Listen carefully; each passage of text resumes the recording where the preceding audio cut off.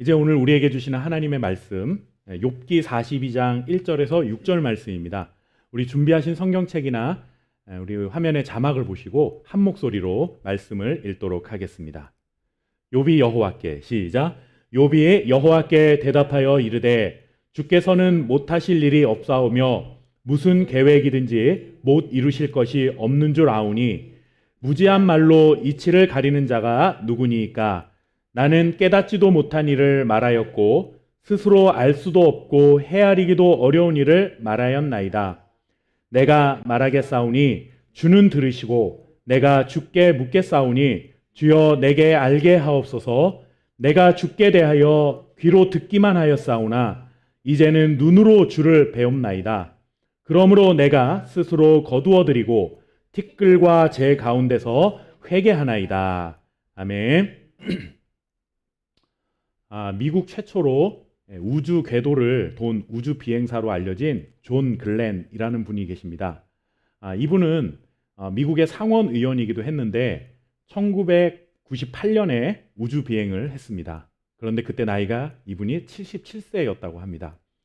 그래서 우주 비행을 한 최고령자로도 알려져 있는데 이 인생의 모든 경험을 다 했을 것 같은 이 노인이 우주 비행을 마치고 돌아와 이런 말을 했습니다.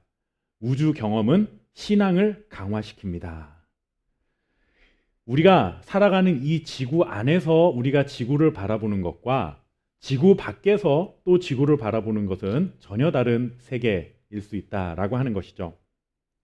우주로 나가서 하나님이 창조하신 세계를 지켜보니 경이로운 하나님의 창조 솜씨를 찬양할 수밖에 없었다라고 하는 것입니다. 광활한 우주에서 하나님의 능력과 그리고 하나님의 지혜를 몸으로 경험하면서 하나님을 더 찬양하게 되었다. 신앙심이 더 깊어질 수밖에 없었다라고 하는 그러한 고백을 담은 글귀죠. 우주에 대해서 우리가 들어서 아는 것과 직접 가서 보고 아는 것은 아무래도 차이가 있습니다. 이렇게 경험이라는 것은 우리에게 생각과 지식의 폭을 넓혀주는 기회를 제공해 줍니다. 둘 다 우리에게 참 좋은 경험이 될 수 있다는 점에서는 듣는다는 것, 본다라고 하는 것, 다 우리에게 유익한 그런 과정이긴 하지만 사실 듣는 것은 간접적인 지식의 성격이 강하고 우리가 직접 이렇게 눈으로 보는 것은 직접적인 경험의 그런 성격이 강합니다. 예를 들어서 낯선 장소로 여행을 가게 되면 예전에는 아무것도 그곳에 대한 정보를 얻기가 쉽지 않았었습니다. 그런데 요즘엔 그렇지가 않습니다. 인터넷을 통해서 내가 가려고 하는 그 낯선 곳에 대한 정보를 미리 알아볼 수가 있습니다. 그곳까지 가는데 여러 가지 길이 있는데 가장 빠른 길이 어떤 길인지, 그리고 또 가장 편리하게 갈 수 있는 길은 어떤 길인지, 이런 것들은 물론이거니와 그곳에서 내가 원하는 가격대에 어떤 숙소를 정할 수 있을까 하는 이런 고민들을 해결할 수 있도록 숙소들도 다 인터넷에 비교를 해 놓았고, 그리고 또 그곳에 가면은 주변에 가볼 만한 곳은 어디에 있는지, 그리고 또 가장 핫한 장소는 어디인지, 그리고 먹을 만한 것은 뭐가 있는지, 이런 것들 등등 마치 그곳에 한 번도 가보지도 않았음에도 불구하고 몇 번이나 가보고 온 사람인 것처럼 그런 척하면서 다른 사람과 그곳에 대해서 대화를 나눌 수 있을 정도로 많은 정보를 우리는 얻을 수가 있는 그런 시대를 살아가고 있습니다. 그러나 그렇게 많은 정보를 우리가 인터넷을 통해서 알아낼 수는 있지만 사실상 그곳에서 직접 살아가고 있는, 현장에서 살아가고 있는 사람들이 경험하는 그 지역의 경험과 인터넷을 통해서 경험하는 나의 간접적 경험은 차이가 날 수밖에 없다라고 하는 것이죠. 그렇게 인터넷을 통해서 얻은 정보는 간접 정보입니다. 내가 직접 체험을 통해 얻은 직접 정보가 아니라 누군가가 알려준 정보를 토대로 그곳에 가면 이런 것이 있겠구나, 이런 거 하면 좋겠네 라고 하는 예측을 할 수 있는 정도의 경험이지 나는 그곳이 이런 곳이라는 확신을 가질 수 있어 라고 하는 있을 확신을 가질 만큼의 정보는 아니라는 것이죠. 신앙생활도 마찬가지입니다. 우리는 성경을 읽고 묵상하고 연구하면서 누리는 은혜가 있습니다. 분명히 있죠. 그 가운데 하나님께서 내게 들려주시는 음성을 듣기도 하고 또 때로는 성령님께서 지혜를 주셔서 성경의 그 말씀들을 하나하나 깨달아갈 수 있는 은혜를 주시기도 합니다. 그러나 성경 속에 나오는 많은 인물들이 직접 자신의 삶에서 경험했던 그 삶의 이야기들을 우리가 읽고 묵상할 때 물론 그러한 이야기들을 통해서도 우리는 살아계신 하나님의 말씀이기 때문에 은혜를 경험하기도 하지만 그 성경 속 인물들이 직접 살아가면서 체험했던 하나님의 은혜, 하나님의 손길과는 아무래도 차이가 있을 수 있다라고 하는 것이죠. 성경은 생명력 있는 하나님의 말씀이기 때문에 여러분들 우리가 직접 경험하지 않더라도 성경을 읽을 때 성령님께서 내 마음에 깨달음도 주시고 그것을 직접 경험하며 살아갔던 성경 속 인물들 못지않게 우리의 믿음이 또 든든하게 설 수 있는 기회를 제공해 주는 것 저도 믿습니다. 뭐 성경책 속의 이야기들은 그저 간접 경험이니까 우리와는 별로 상관이 없다 이런 이야기를 하려는 것이 아니라 그런 은혜가 있는 것은 분명하지만 다만 우리의 연약한 지성과 그리고 우리의 연약한 감성이 그 온전하신 하나님의 뜻을 다 깨닫기에는 좀 부족한 면이 우리에게 있다라고 하는 것이죠. 그렇기 때문에 예를 들면 뭐 다윗이 직접 골리앗을 넘어뜨리는 장면을 다윗이 경험한 것과 그거를 읽고 있는 우리의 그 경험은 아무래도 차이가 날 수밖에 없다라고 하는 것입니다. 아무래도 이 간접 경험은 이 간접 경험에 비해서 직접 경험을 통해서 얻을 수 있는 그 지식의 깊이나 넓이 그리고 큰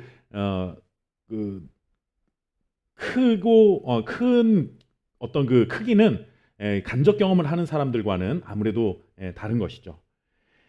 오늘은 하나님으로부터 당대의 가장 의로운 자라는 칭찬을 들은 욥의 고백 속에서도 그와 같은 사실을 우리가 발견하게 됩니다.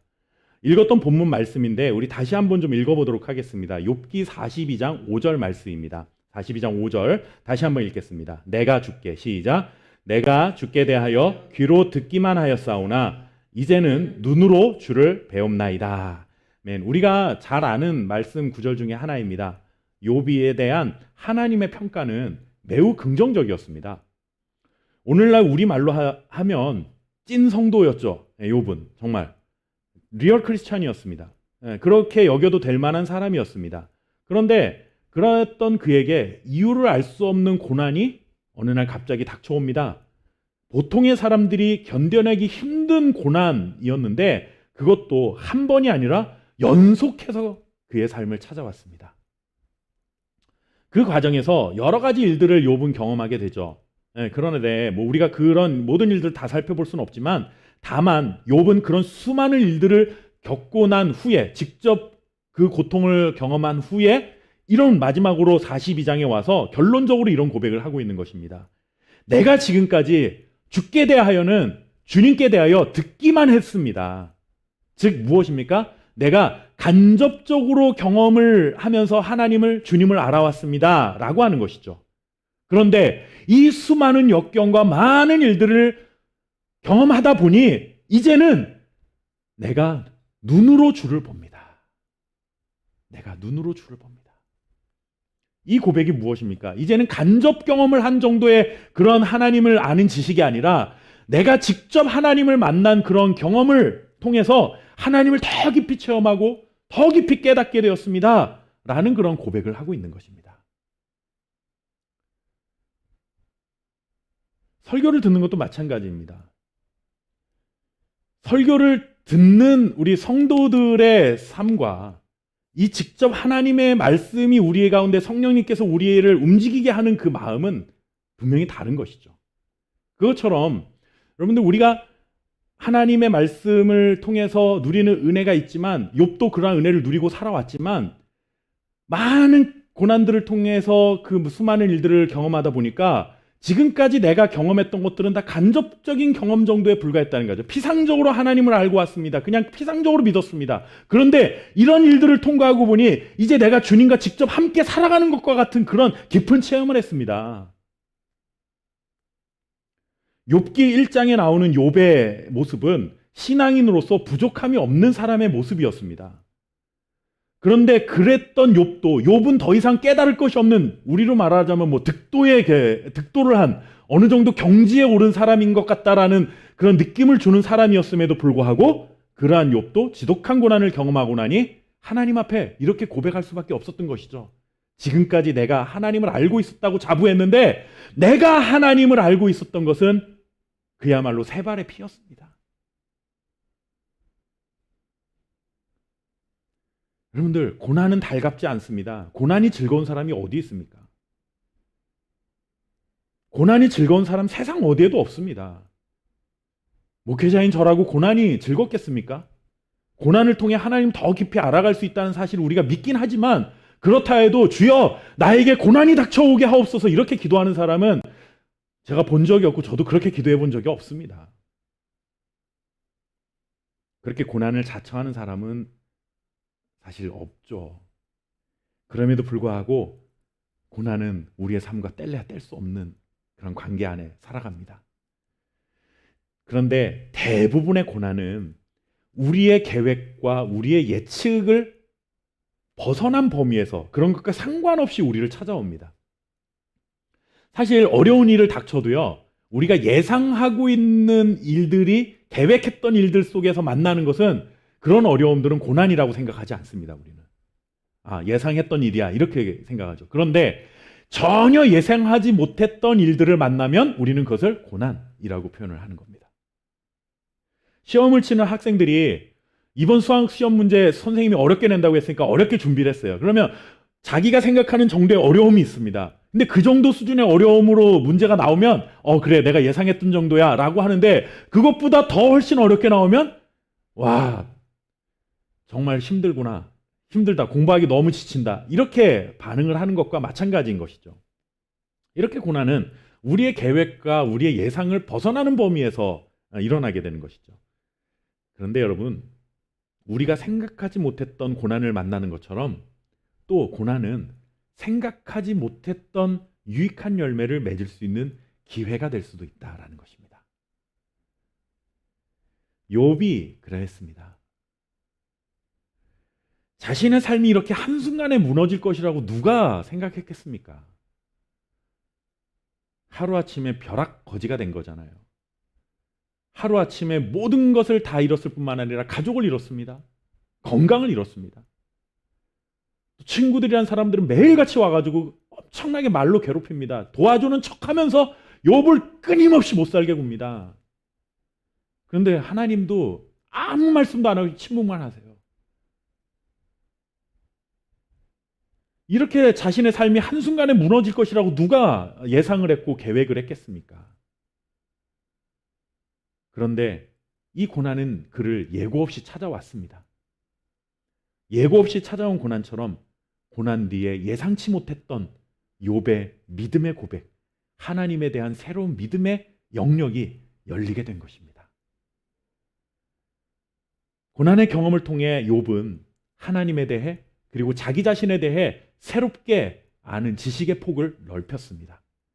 깨달은 바를 이렇게 고백하죠. 우리 다 함께 읽었던 말씀, 욥기 42장 2절 말씀 다시 한번 읽어보도록 하겠습니다. 주께서는, 시작. 주께서는 못하실 일이 없사오며 무슨 계획이든지 못 이루실 것이 없는 줄 아오니. 아멘. 먼저 욥은 주님에 대하여, 하나님에 대하여 새롭게 깨달은 부분에 대해서 고백을 합니다. 그게 이 고백이에요. 뭐냐 하면 하나님은 어떤 계획이든지 이루실 수 있는 분이십니다 라는 고백입니다. 우리는 이 말을 너무 잘해요. 자주 해요. 잘 아는 건데 아니 욥 같은 사람이 이제서야 하나님을 이렇게 알았다고? 이 사람 좀 믿음이 좀 우리가 생각했던 것보다 좀 덜한 사람이네 라고 생각할 수 있지만 한번 생각을 해보십시오. 우리 성도들은 여러분들 전능하신 하나님이란 표현을 굉장히 좋아합니다. 저도 좋아하고 아마 성도님들도 다 좋아하실 겁니다. 왜냐하면 우리가 할 수 없는 일들이 세상에 참 많습니다. 내가 가지고 있는 능력 밖의 일들이 너무 많다라는 것이죠. 우리의 능력은 늘 항상 제한이 있습니다. 유한합니다. 아무리 노력해도 할 수 없는 일들이 분명히 있습니다. 그러나 하나님은 그런 일들에 대하여 제한을 받지 않은 무제한의 능력을 가지고 있다라고 하는 것이죠. 그래서 내가 하지 못하는 일들도 하나님을 믿으면 하나님이 그 전능하신 하나님께서 내 대신 그 모든 일들을 다 이루어 주실 것이다 라는 그런 기대를 가지고 우리는 전능하신 하나님이라는 그 표현을 좋아한다라는 거예요. 이것을 우리는 또 믿음이라고 합니다. 주여, 나는 못하지만 주님께서 하실 줄 믿습니다 하는 걸 우리는 믿음이라고 이야기합니다. 그런데 여러분, 현실이 어떻습니까? 우리가 하나님의 전능하심을 믿는다라고 고백해서 우리가 하고 싶은데 우리는 할 수 없는 일들, 하나님께서 그 모든 것들을 다 이루어 주시던가요? 교회를 개척하고 저에게 가장 기대가 되고 바라는 것 중에 하나가 뭘까요? 교회가 좀 많은 성도님들이 오시고 막 그래서 우리 교회도 이제 좀 안정적으로 목회사 환경이 되고 많은 사람들에게, 이웃들에게 복음을 전하는 그런 기회가 됐으면 좋겠다는 그런 간절한 기대가 있잖아요. 얼마나 선하고 아름다운 계획입니까? 그런데 현실은 어때요? 제가 그렇게 기도하고 주여 믿습니다. 하루아침에 그렇게 이루어질 줄 믿습니다. 다음 주에는 10명 오고 그 다음 주에 20명 오고 그 다음 주에 30명 오고 매주마다 100명씩 더해갈 줄 믿습니다. 전능하신 하나님께서, 저는 못하지만 하나님께서 이루실 줄 믿습니다. 해보지만 그런 일들이 안 일어난다는 거예요. 현실에서는. 그러면 여러분들, 이런 일들이 일어나면은, 이렇게 되면 우리는 둘 중에 하나를 의심합니다. 하나는 뭐냐면 하나님의 전능하심을 의심하는 거죠. 하나님도 못하시는 일이 있구나 라고 의심을 하거나, 아니면 그거는 좀 불경건한, 경건치 못한 생각이니까 뭘 의심합니까? 자신의 믿음을 탓합니다. 내 믿음이 연약해서. 여러분, 어떤 세상의 목사가 교회를 세워놓고 우리 교회가 부흥될 줄 믿습니다 하는데 그 믿음이 적은 믿음으로 기도하는 목사님이 어디 계시겠습니까? 그때만큼의 믿음은 정말 최고 사양의 믿음일 것입니다. 의심 안 합니다. 그런데 결과로, 현실로 눈앞에 뭔가 안 이루어지면 우리는 둘 중에 하나를 하는 거예요. 하나님에 대하여 의심하거나 원망하거나 자기 자신의 믿음에 대하여 낙심하게 되는 거죠. 하나님의 능력을 의심하는 것도 물론 잘못된 일이지만 여러분, 내 자신의 믿음이 맨날 부족하다라고 그렇게 자책하는 것도 그렇게 잘하는 일은 아닙니다. 하나님이 못하실 일이 없으신 분인 건 맞죠. 하나님이 못하실 일이 없는 것은 맞습니다. 그것은 틀리지 않습니다. 그런데 우리가 욥의 고백 속에서 분명하게 기억하고 찾아봐야 될 것은 무엇인가 하면, 하나님의 계획은 반드시 이루어진다. 하나님의 계획은 반드시 이루어진다라는 것입니다. 우리는 우리가 계획을 해도 그것이 다 성취되지 않습니다. 여러분들 학교 다닐 때부터 생활계획표 세워놓고 100% 지금까지 다 지키신 분 계십니까? 맨날 우리는 그걸 예외 사항을 둡니다. 이럴 때는 이래서 못했고 저래서 못했고. 우리는 우리 계획을 다 이룰 수 있을 만한 능력이 없습니다. 능력의 한계가 분명히 있죠. 우리는 마음먹은 대로 다 하질 못해요. 그러나 하나님은 다르죠. 하나님은 그 어떤 계획도 이루실 수 있는 전능하신 분이라는 것을 우리는 믿고 있고, 하나님은 또 그러신 분이라는 것이 사실입니다. 그런데 문제는 무엇입니까? 하나님의 능력을 의심해야 되는 것이 아니라 과연 하나님께서 가지고 계신 계획이 무엇이냐라는 것에 대해서 우리는 물어야 한다라는 겁니다. 우리가 주여 믿습니다. 저는 못하지만 하나님께서 이루실 줄 믿습니다 했지만 안 이루어지는 일들에 대해서는 내 믿음을 의심하는 것도 아니고 하나님의 능력에 대해 의심할 것도 아니라 우리가 물어야 할 것은 무엇인가 하면 하나님의 계획이 무엇입니까? 라고 묻는 것입니다. 하나님은 계획하신 적도 없는데 내가 다 계획해놓고 하나님 믿습니다 하면 하나님이 다 이루어 주실 것처럼 생각해서는 안 된다는 것이죠. 말씀을 그렇게 오해해서는 안 됩니다. 이런 거하고 비슷한 겁니다. 5살짜리 꼬마아이가 내일 어디 놀이동산에 너무 가고 싶다고 해가지고 아빠와 약속도 한 적도 없고 아빠 계획을 묻은 적도 없는데 이 꼬마가 아빠, 내가 내일 계획 다 짰어. 9시에 나가가지고 뭐를 타고 이렇게 해가지고 어디 놀이동산을 가서 몇 시간 놀고 점심은 뭘 먹고 이렇게 우린 돌아오는 거야 라고 계획을 짰어요. 아빠가 다 이루어질 줄 믿어 라고 했는데 아빠는 내일 출근해야 되는 거예요. 그럼 여러분, 아빠는 황당하죠. 내가 너한테 언제 그런 계획을 약속한 적 있니? 아빠의 능력이, 놀이동산에 갈 수 있는 능력이 부족해서가 아니라 아빠의 계획 속에는 그 놀이동산에 가는 게 내일은 없었다라는 거예요. 근데 우리는 마치 그런 식으로 하나님 앞에 계획표 딱 들이대고 하나님 주여 믿습니다. 하나님께서 이루어 주시옵소서. 그 전에 우리가 물어야 될 게 뭐예요? 하나님의 계획이 무엇입니까? 라는 거예요. 하나님은 모든 일을 다 하실 수 있는 분입니다. 사실. 하나님의 계획이 없어도 우리가 우리 스스로 내가 계획한 일이라 할지라도 하나님의 마음만 먹으면 사실 그 일들을 이루시는 일에 대해서는 별로 문제가 없습니다. 그러나 하나님은 자신의 그 무한하신 능력을 아무 곳에서나 다 사용하지는 않으신다라는 것입니다.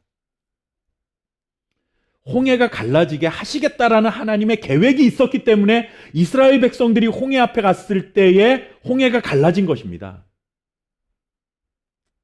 아무런 계획도 없는데 우리가 동해 앞바다에 가서 동해가 갈라져라 하면 갈라지는 게 아니라는 거예요. 우리 계획입니다. 그런데 우리는 자꾸 전능하신 하나님 믿습니다라고 하는 것을 이런 식으로 오해하는 거죠. 내가 계획 세워놓고 하나님이 이루어 주시옵소서라는 이런 식의 그 어떤 거래를 하나님과 함께 하려는 겁니다. 근데 이 수많은 고난을 통과한 욥의 깨달은 것은 이것이죠. 정말 생각하기도 싫었던 이런 수많은 고난의 연속이었지만 그런 시간을 통해 내가 깨달은 것이 있습니다. 그것은 무엇인가 하면 하나님이 한번 계획하신 일은 반드시 이루시고야 하는 분, 그리고 그 모든 계획을 이루실 수 있는 분이 바로 하나님 당신이십니다. 그렇다면 우리의 인생에도 마찬가지가 아닐까요? 하나님이 계획하신 바가 우리에게 분명히 있습니다. 우리는 내 계획을 이루실 하나님을 믿는 것이 아니라 하나님이 나에게 가지고 계신 그 하나님의 계획을 하나님께서 이루실 것이라는 것을 믿는 겁니다. 이해를 잘 하셔야 됩니다. 내가 가지고 있는 계획을 하나님이 이루어 주실 줄 믿습니다 라는 믿음으로 사는 게 아니라 나를 향해 가지고 계신 그 하나님의 계획을 하나님이 이루어 주실 줄 믿습니다 라는 믿음으로 산다라는 거예요. 그러니 우리가 평생을 하나님 앞에 묻고 찾아야 하는 것, 그리고 하나님 앞에서 기다려야 할 것은 무엇입니까? 주님, 날 향한 하나님의 뜻이, 하나님의 계획이 무엇입니까? 이거를 묻는 거죠. 우리는 그걸 안 묻습니다, 잘. 그러면 하나님이 계획을 알려주시죠. 어떻게 알려주시냐고. 하나님한테 기도했는데 잘 안 알려주시던데요 라고 말씀하시는 분들 많으실 겁니다. 물론 하나님이 산신령처럼 우리 앞에 딱 나타나셔가지고 막 기도하면 눈앞에 뭐 이렇게 나타나셔서 너를 향한 계획 이런 것을 내가 가지고 있다라고 직접 우리에게 말씀해 주시지는 않습니다. 그런 식의 어떤 직접 계시를 하나님께서 오늘날 그렇게 행하시지 않으시죠. 물론 못 하시는 것이 아니라 그런 식의 계시는 시대가 아니기 때문에 하나님께서 그렇게 말씀하시지 않는 것뿐입니다. 그러나 하나님 분명히 우리에게 알게 하십니다. 왜냐하면 우리 마음에 소원을 두고 행하시는 분이시다라고 고백을 해요.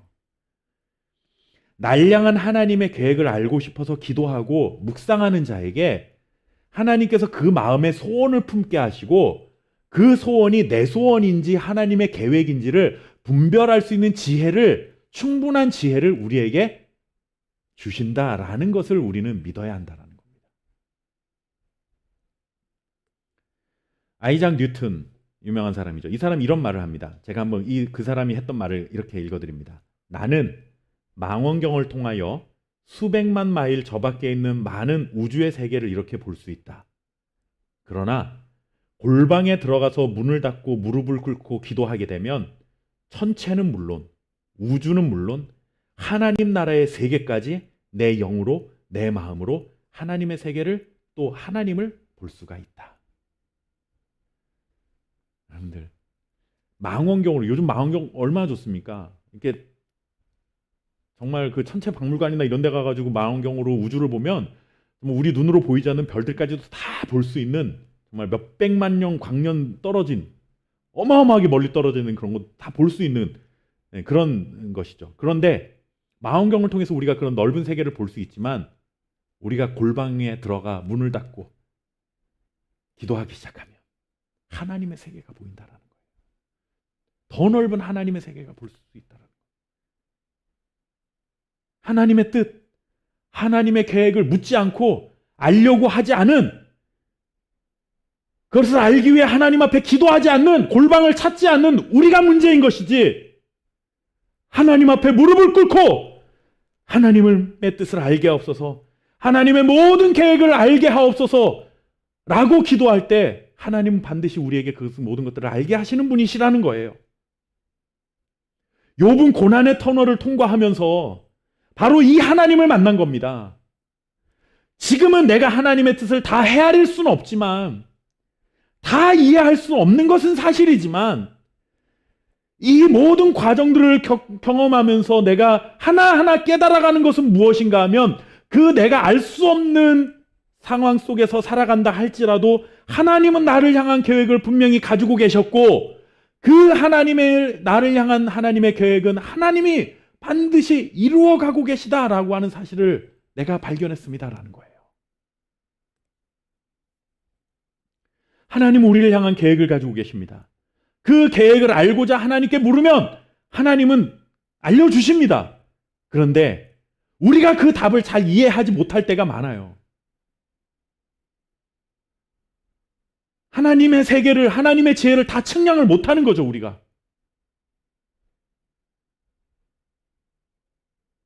영화 속의 한 대사처럼 하나님은 다 계획을 가지고 계십니다. 그런데 가는 과정 속에서는 그 계획이 하나님의 정확한 뜻이 무엇인지 우리는 다 모를 때가 참 많아요. 그냥 모른 채 하나님께 끌려가는 경우 같은 그런 느낌을 받을 때가 참 많다라는 겁니다. 그러나 지금은 다 깨달을 수 없는 그런 경우도 있지만 하나님은 나를 향한 선한 계획을 가지고 계시다는 사실을 믿어야 하고, 지금도 그 계획을 이루시고자 나를 끌고서라도, 내 목줄을 잡고서라도 하나님은 반드시 그 자리에 나를 데려다 놓으실 것이다 라는 이 사실을 신뢰하고 살아가는 것입니다.